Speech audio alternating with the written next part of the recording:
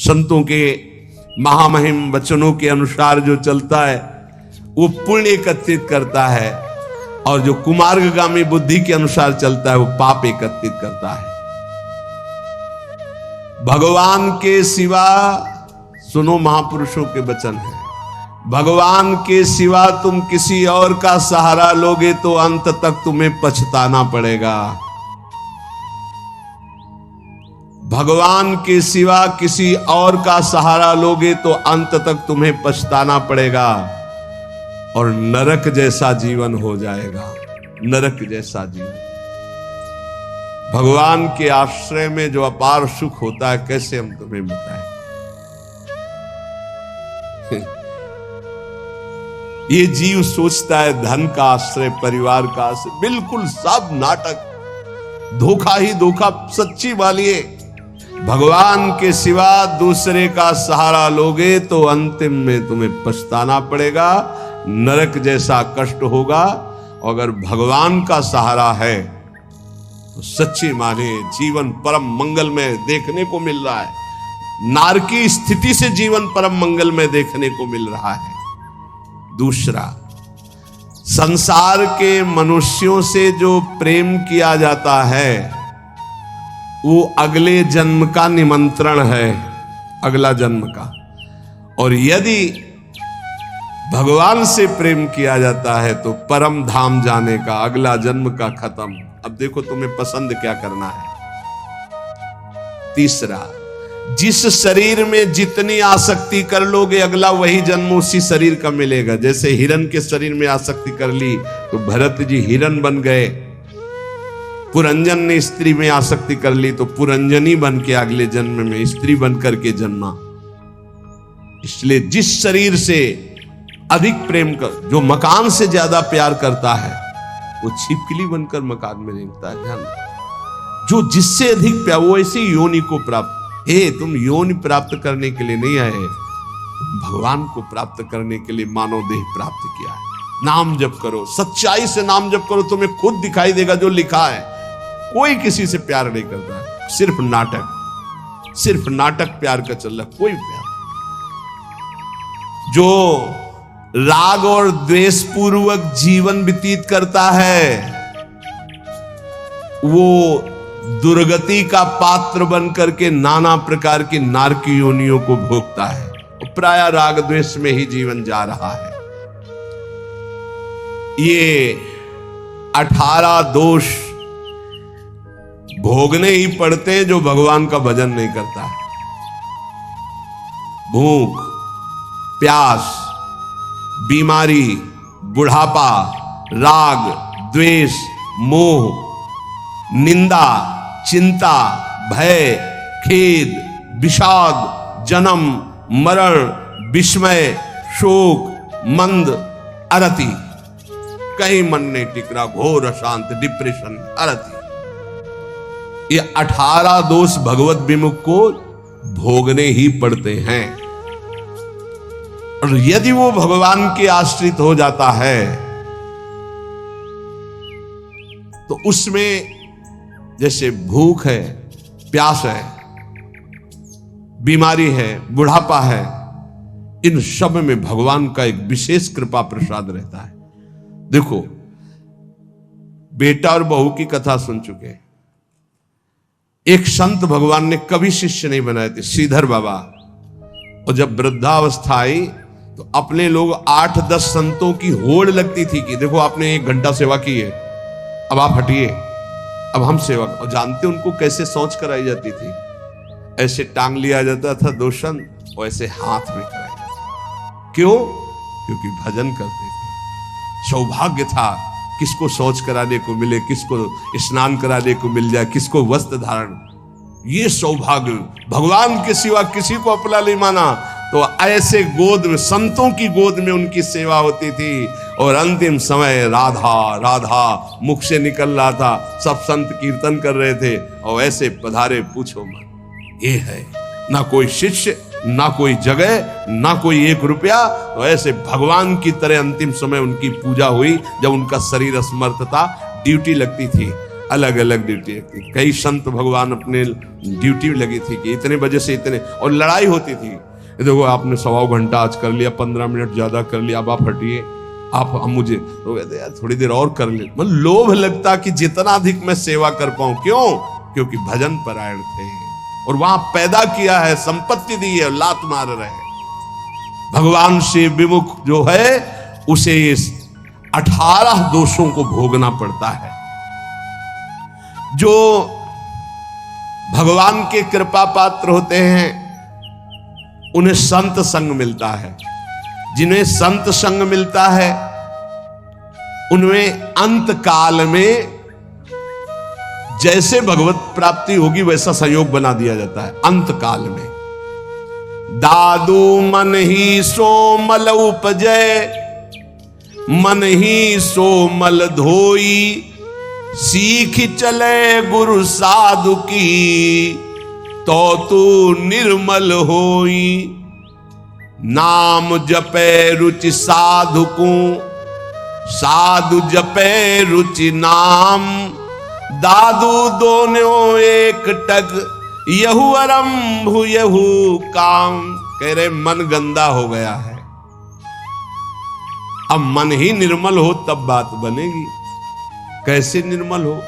बोले गुरु का उपदेश, साधु का संग, ये साबुन है, बहुत जल्दी मन को निर्मल कर देता है।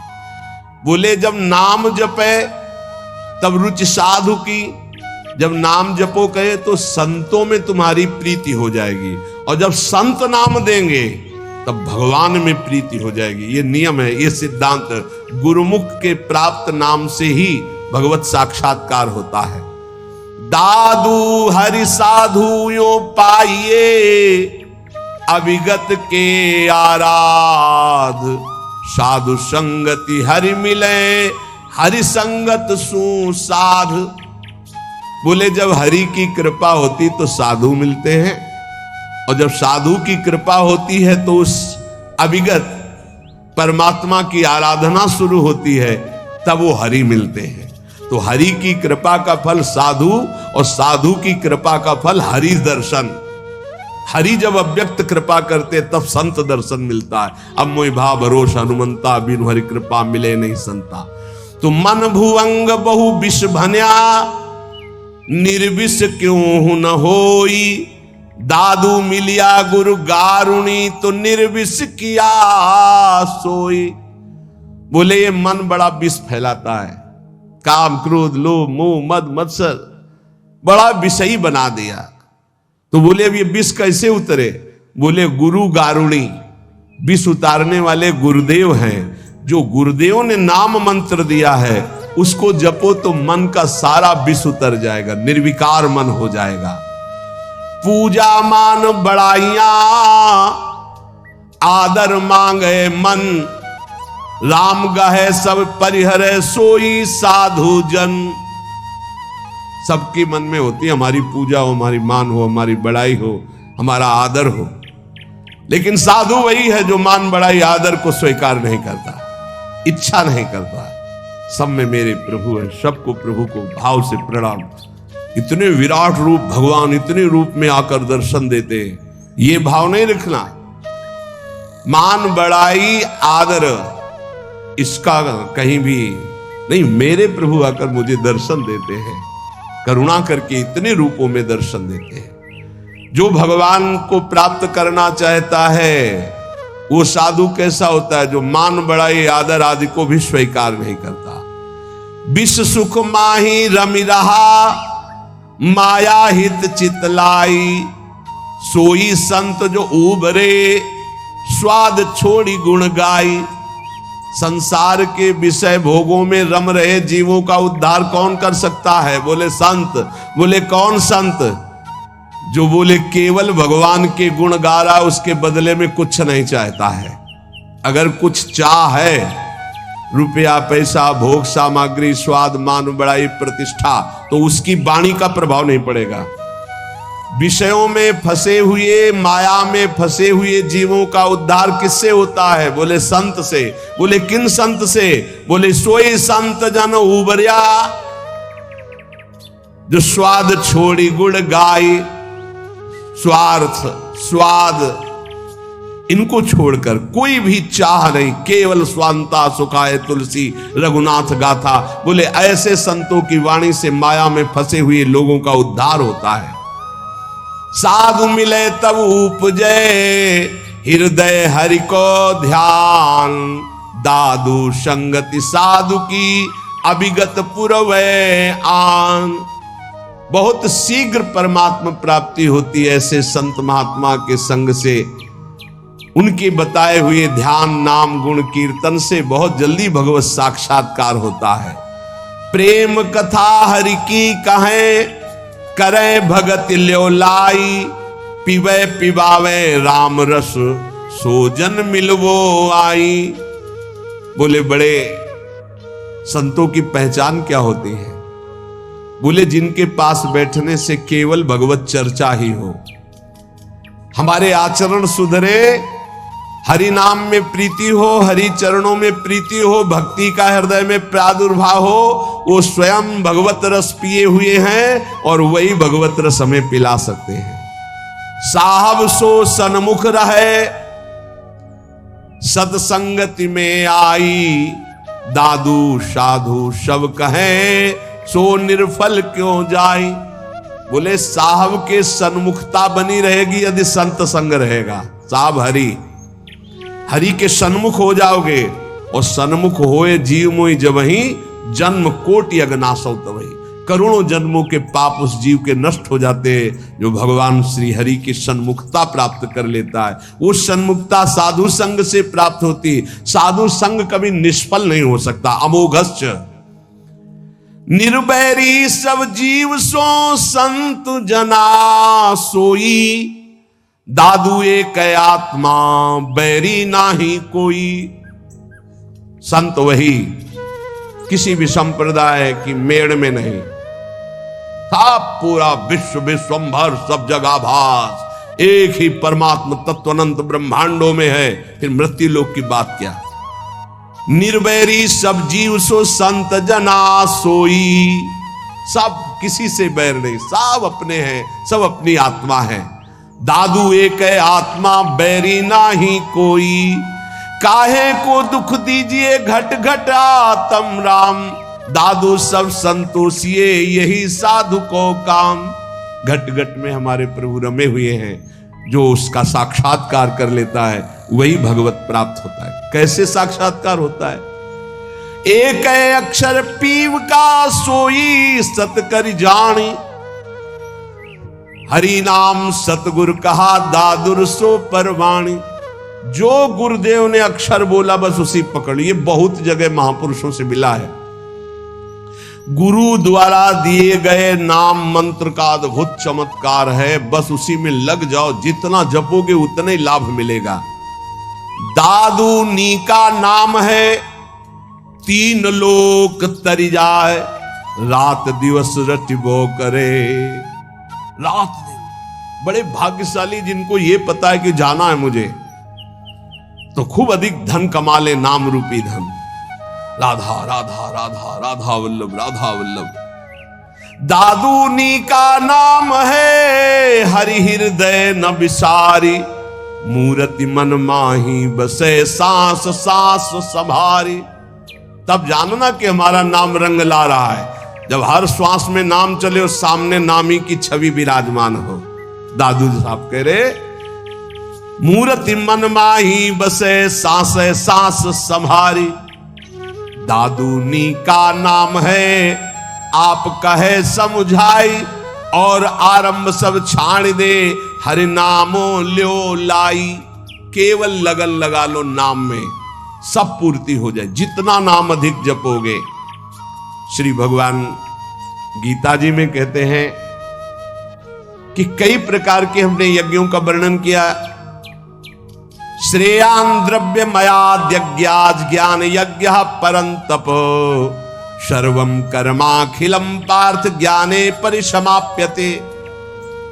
बड़ी यज्ञ अभी कल चर्चा की थी कि श्री भगवान ने बताया ब्रह्म यज्ञ, द्रव्य यज्ञ, स्वाध्याय यज्ञ, तप यज्ञ, प्राणायाम यज्ञ, भगवदर्पण यज्ञ, अभिन्नता यज्ञ, कर्तव्य कर्म रूपी यज्ञ, विषय हवन रूपी यज्ञ, समाधि रूपी यज्ञ, योग यज्ञ, स्तंभ प्रवृत्ति, ये सब यज्ञ हैं।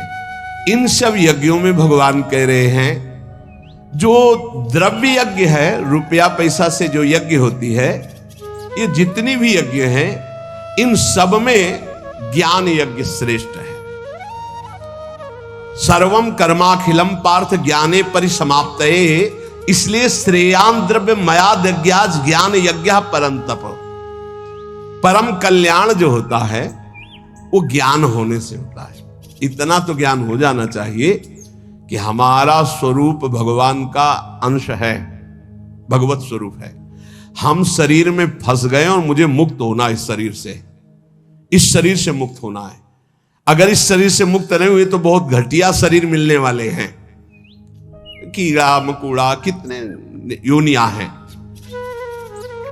जो रुपए से यज्ञ होती है उसमें महत्ता धन की होती है, इसलिए वो परम लाभ नहीं प्राप्त हो पाता द्रव्य यज्ञ के द्वारा। द्रव्य यज्ञ में सब पदार्थ आ जाते हैं यज्ञ के, क्योंकि वो सब अर्थ से प्राप्त होते हैं। एक द्रव्य यज्ञ करे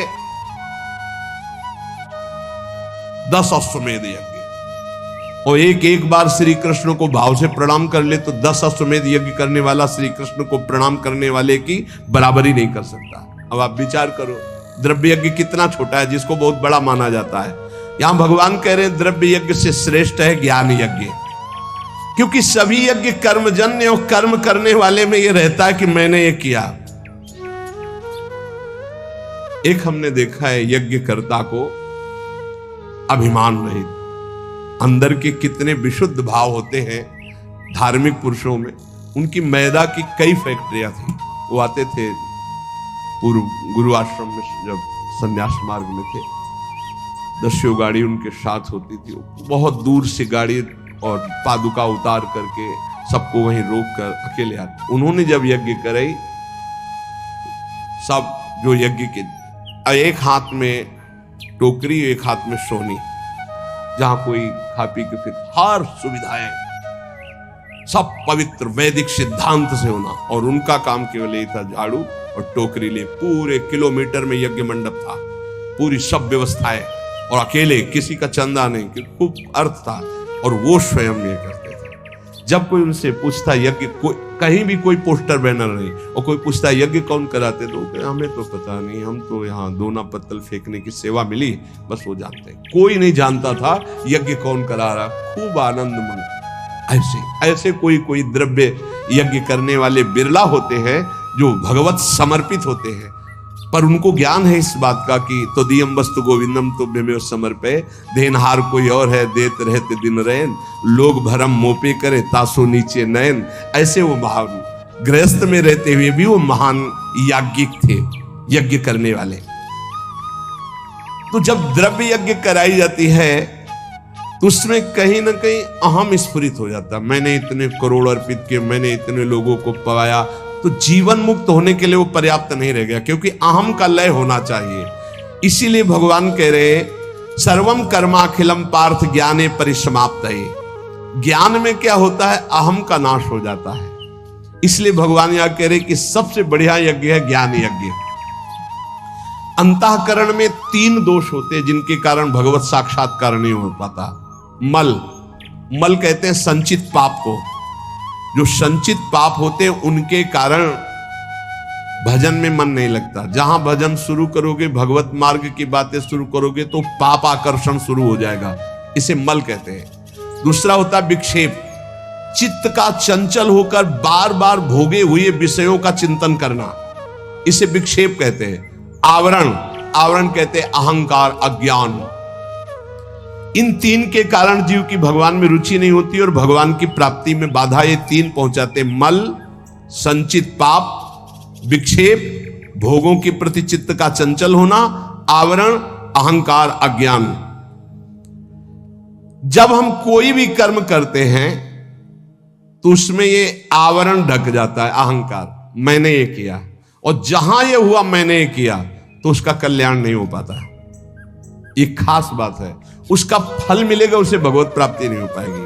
अहंकार विमूढ़ात्मा करता हमें तिमन्यते, अहंकार में मूढ़ता बनी रहती है और ये रहता है कि मैंने ये किया, और जब मैंने ये किया तो अवश्य भोगना पड़ेगा, चाहे शुभ हो या अशुभ हो, भगवत प्राप्ति नहीं होगी।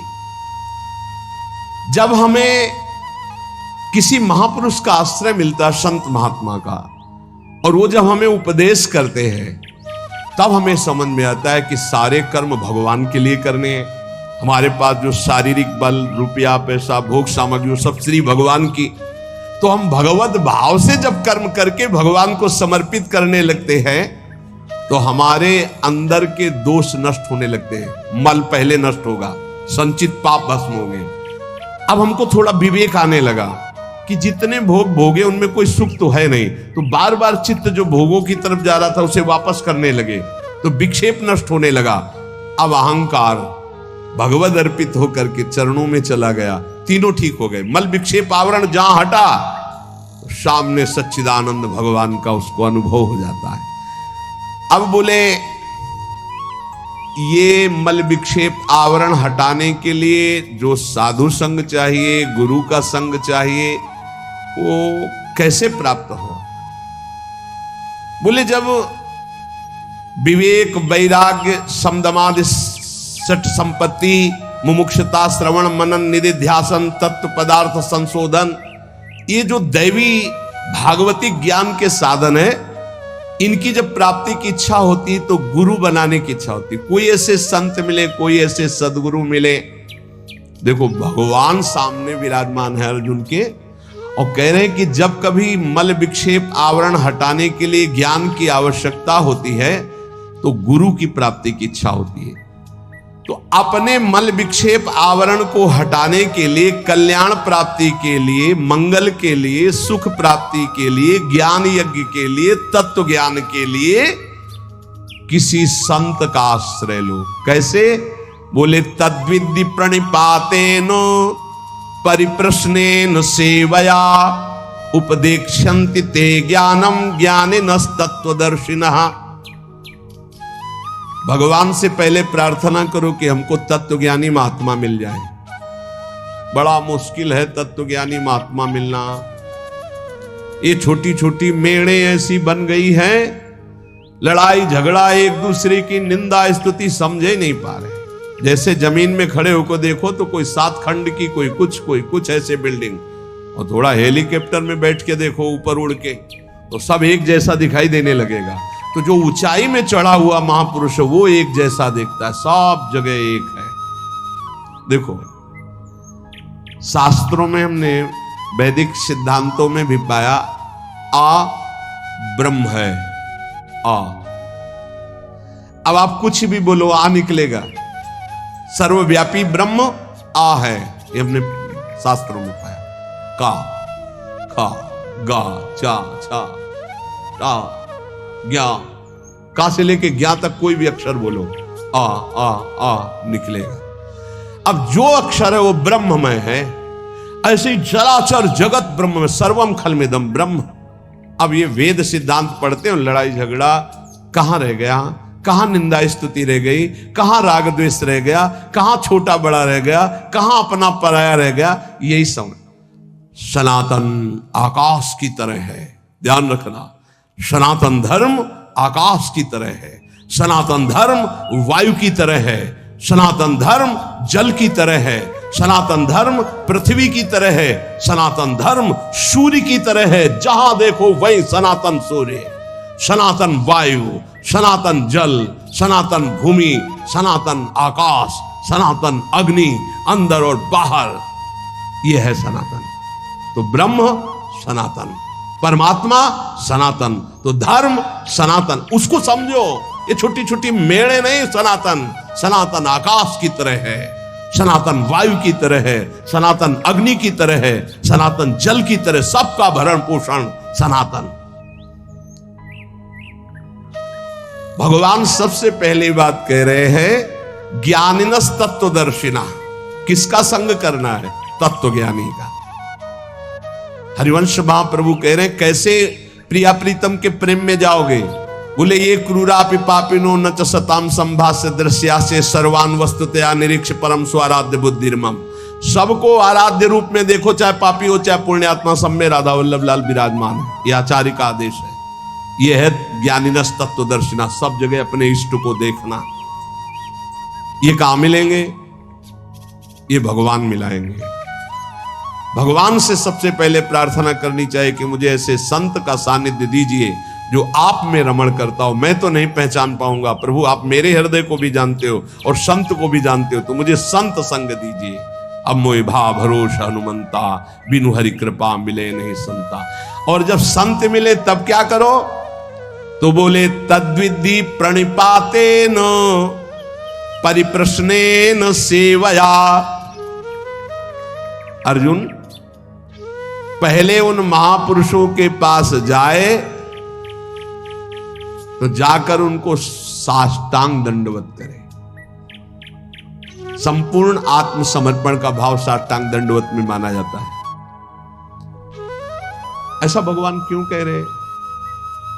क्योंकि बिना श्रद्धा के आपको ज्ञान प्राप्त नहीं हो सकता। श्रद्धावान लभते ज्ञानम। अगर श्रद्धा कमजोर है तो ज्ञान नहीं प्राप्त हो सकता। अगर वास्तविक किसी संत का लाभ लेना है तो श्री भगवान ने आदेश किया, पहले अहंकार छोड़ो, पहले कोरे कागज की तरह उनके पास जाओ। यहाँ इतनी लिखा पढ़ी करके आते कि डस्टर चलाने को मना ही नहीं होता। इतनी लिखा पढ़ी पहले से ही रखी हुई है, बिल्कुल बेकार। आप सच्ची मानिएगा 70 वर्ष जीवन के हो गए, अभी तक ये नहीं निर्णय कर पाए कि मुझे चलना किधर है। अहो भाग्य है आप लोगों का जिनको ये चित्त का समाधान हो गया कि मेरा मार्ग क्या है। नहीं 70 वर्ष हो गए और अभी ये नहीं पता कि चौराहे पे खड़े कि जाऊं किधर, ज्ञान मार्ग में जाऊं कि ध्यान मार्ग में जाऊं कि योग मार्ग में जाऊं, भजन मार्ग में जाऊं कि, अभी तक ये निर्णय नहीं। भगवान कह रहे किसी ज्ञानी महापुरुष का आश्रय लेना है तो श्रोत्री और ब्रह्मनिष्ठ दो बातें कही है। श्रोत्री कहते हैं जिन्होंने खूब गुरुजनों के चरणों में बैठकर शास्त्रों का श्रवण किया है, और ब्रह्मनिष्ठ जो उसी तत्व में स्थित हो चुके हैं। ऐसे महापुरुषों से निवारण होता है संसार का, जिनका एक ही उद्देश्य केवल श्री भगवान और भगवान में स्थित है। भगवान आदेश करते प्रणिपातेन, उन महापुरुषों के पास जाए, हाथ जोड़कर साष्टांग दंडवत करे, नीचवत सेवेत सदगुरुम, अपने को सबसे नीचवत मान करके सदगुरु का सेवन करे।